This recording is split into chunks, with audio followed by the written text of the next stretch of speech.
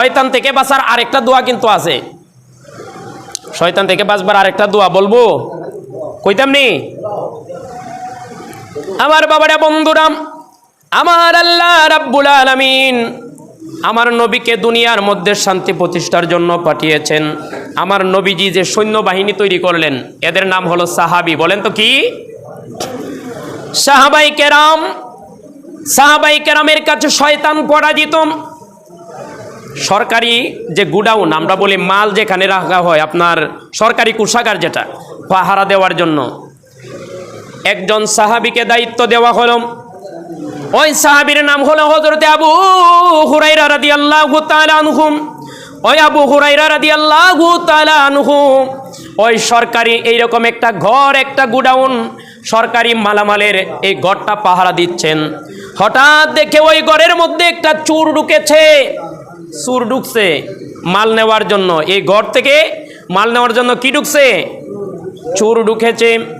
হযরতে আবু হুরায়রা তিনি সততার সাথে পাহারা দিচ্ছেন, গিয়ে খপ করে ওই চোরটাকে ধরে ফেললেন। বলি না সুবহানাল্লাহ। চোররে ধরে ফেললেন।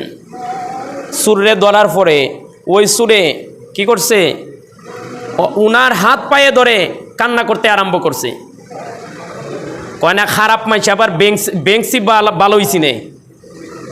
কিছু কিছু প্রকৃতির মানুষ আমরা সমাজও আছে, এরা শয়তানের চেয়ে কম না। দেখবেন অন্যায় অহরহ করবে, যদি একটু সিফাত ফিরে থাকে এই সময় বেংসি ধরে লাই বাজবার লাগিয়া, ঠিক না? ওই লোক আবু হুরায়রার হাতে পায়ে ধরতে আরম্ভ করলো। বলল, ভাই রে, আমার ঘরের মাঝে ফুলাফুরি উপাস, আমার ঘরের মাঝে ফুলাফুরির খাবার নাই, বউ ফুলাফুরি সব উপাস, কি করবো? বিপদ হইরা আইসি চুরি করবার লাগিয়া। এই কথা বলার পরে হাত পায়ে ধরলেন। নবীর সাহাবায়ে কেরাম যারা, ওনাদের অন্তরের মধ্যে মায়া বেশি, তিনি ওই চোরকে ওনার কান্নাকাটি দেখে ছেড়ে দিলেন। নবীর দরবারে গেলেন। পরের দিন হযরতে আবু হুরায়রা নবীর দরবারে গেলেন। যাওয়ার পরে বলে, ও আবু হুরায়রা, তোমার দরবারে যে কালকে একটা চোর তুমি ধরেছো কোষাগার পাহারা দেওয়ার জন্য যখন তোমাকে দায়িত্ব দেওয়া হয়েছিল, তুমি যে একটা চোর ধরছো, চোরটা কই? ইয়া রাসূলুল্লাহ, ইয়া হাবিবাল্লাহ, আপনি কিভাবে জানলেন?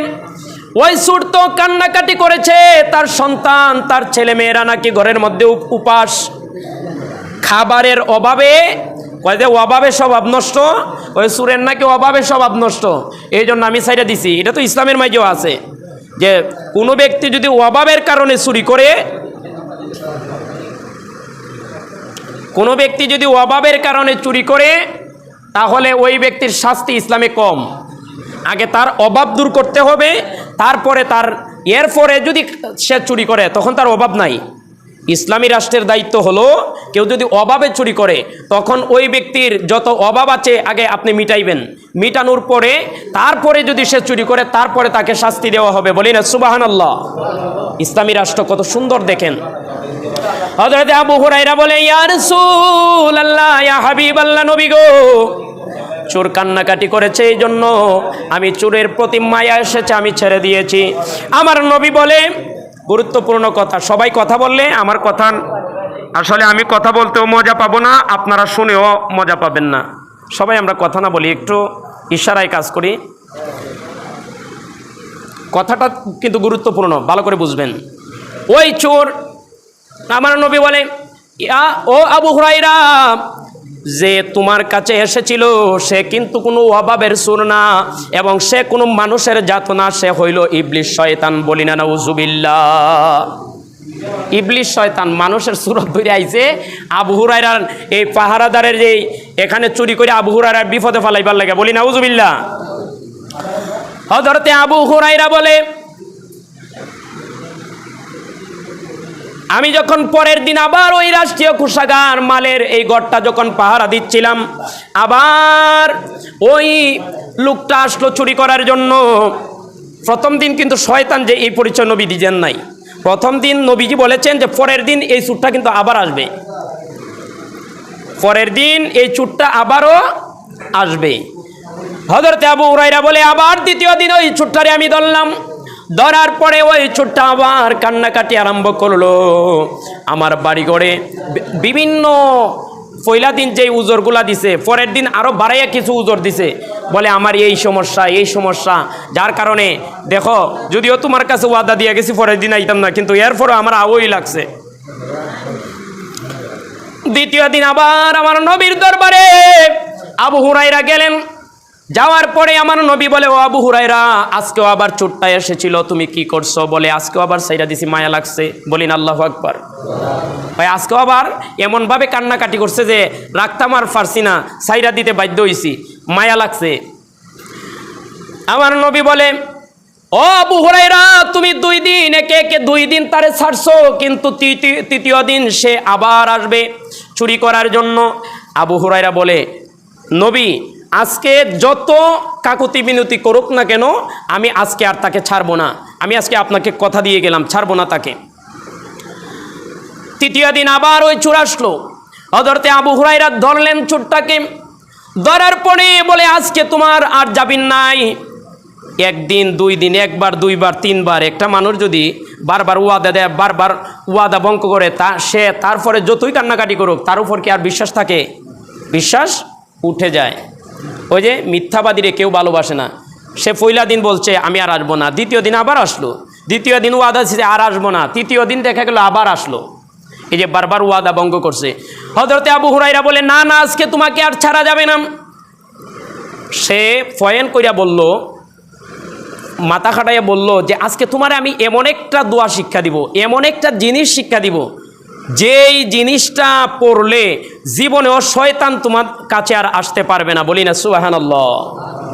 যদিও শয়তান শিক্ষা দিতেছে আবার বালা জিনিসই কয়, এমন একটা, এর নিজই শয়তান, আর এ ওয়াজ করে যে এমন একটা দোয়া তোমার শিক্ষা দিব, যে দোয়া পড়লে কোনোদিন শয়তান তোমার দ্বারে আসতে পারবে না। আল্লাহু আকবার। আমার বাবারা, বন্ধুরা, আবু হুরায়রার তখন কিন্তু আবার ওনাদের জ্ঞানের প্রতি পিপাসু বেশি ছিলেন। বলে এটা তো মারাত্মক একটা কথা, যে জিনিসটা কেউ জানে না আমারে শিখাইবাই, যে জিনিসটা পড়লে শয়তান কোনোদিন আমার দ্বারা আইতে পারতো না, এটা বালা জিনিস। যাও, আমি তো পাহারা প্রতিদিনই দিমু, আর তুমি যদি আবার ধরমু, কিন্তু এটা আমার শিখাই লাগবো, যে জিনিসটা তুমি আমার শিখাইবা।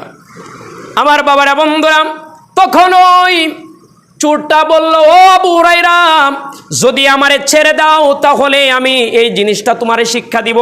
আবু হুরায়রা বলে, আচ্ছা ঠিক আছে, তুমি আমার এই জিনিসটা শিক্ষা দেও, যে জিনিসটা শিক্ষা দিলে শয়তান আমার কাছে আসতে পারবে না, তাহলে তোমাকে আমি ছেড়ে দিব।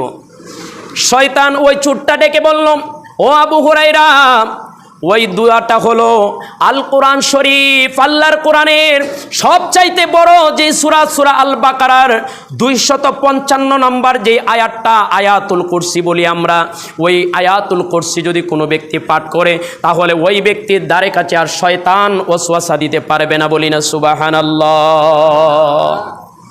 শয়তান থেকে বাঁচার দোয়া শয়তান এই শিখাই দিছে আমরা রে। আমার বাবারে, আবু হুরায়রা চোরকে ছেড়ে দিল। পরের দিন, তৃতীয় দিন আবার নবীজির দরবারে আবু হুরায়রা গেলেন। নবীজি বললেন, ও আবু হুরায়রা, চোরকে আজকে কি করছো তুমি? আবু হুরায়রা বলে, ইয়া রাসূলুল্লাহ, এমন একটা দোয়া আমাকে শিক্ষা দিয়েছে, যেই দোয়া পড়লে নাকি শয়তান কোনোদিন আমার কাছে আসতে পারবে না। আমার নবী বলে, ও আবু হুরায়রা, তোমার যে দোয়াটা শিক্ষা দিয়েছে সে নিজেই শয়তান। বলিন আল্লাহু আকবার। নবী বললেন যে তোমারে যে দোয়া শিক্ষা দিছে যে শয়তান দ্বারে আসতে পারে না, সে নিজেই শয়তান। তবে আবু হুরায়রা, সে যেই কথাটা বলেছে ওই কথাটা সত্য, যেই কথাটা বলেছে এই কথাটা সত্য। আল্লাহর কোরআনের এই আয়াতটা সূরা বাকারা 255 নম্বর আয়াত, আয়াতুল কুরসি, এই আয়াতটা যেই ব্যক্তি পাঠ করবে, আমার আল্লাহ তাকে শয়তান থেকে হেফাজত করবে। সুবহানাল্লাহ। তাহলে আমরা সবাই এই আয়াতুল কুরসি পড়তে রাজি আছিনি? আজকের রাতে অন্তত পড়বেন, সবাই পড়বেন নি? ইনশাআল্লাহ, সবাই বলি ইনশাআল্লাহ। আল্লাহ আমাদের যাতে তৌফিক দেন। আমার বাবারে, বন্ধুরা, আয়াতুল কুরসি যেই ব্যক্তি পড়ে তার শরীরের মধ্যে ফুঁক দিবে, শয়তানের ওয়াসওয়াসা থেকে আমার আল্লাহ তাকে হেফাজত করবে। শুধু তাই নয়, আমার নবী বলে, ও দুনিয়ার মানুষেরা, ও আমার সাহাবায়ে কেরাম, যেই ব্যক্তি ফজরের নামাজের না, প্রত্যেক নামাজের ফজর বলেন, জোহর বলেন, আসর, মাগরিব, এশা, প্রত্যেকটা নামাজের ফরজ নামাজের সালাম ফিরাইয়া যেই ব্যক্তি আয়াতুল কুরসি তিলাওয়াত করবে, আমার আল্লাহ মরণটাকে তার জন্য জান্নাতের দরজা বানাইয়া দিবে। ওই ব্যক্তি মরল মানে জান্নাতের মধ্যে ঢুকে গেল, বলি না সুবহানাল্লাহ। তাহলে বুঝেন আয়াতুল কুরসি কত দামি। একদিকে আপনার শয়তান আসতে পারবে না, লা হাওলা ওয়ালা কুওয়াতা ইল্লা বিল্লাহ পড়লেন, শয়তান আসতে পারবে না। আবার শয়তান দূরে রাখার দোয়া শয়তানে নিজেই শিক্ষা দিছে। আয়াতুল কুরসি পড়বেন, ফু দিবেন, শয়তানের ওয়াসওয়াসা। আপনারা অনেকে বলে হুজুর রাত্রে ঘুমাইলে অনেক দান্দামান্দা স্বপ্ন দেখি, আজে বাজে স্বপ্ন দেখি, এগুলা থেকে বাঁচবেন। আয়াতুল কুরসি পড়ে শরীরের মধ্যে ফু দিয়া ঘুমাইবেন, তারপরে আপনার সাইকুল পরে শরীরের মধ্যে ফু দিবেন। আপনি কুলাউযু বিল ফালাক, কুলাউযু বিন নাস এগুলা পরে ফু দিবেন।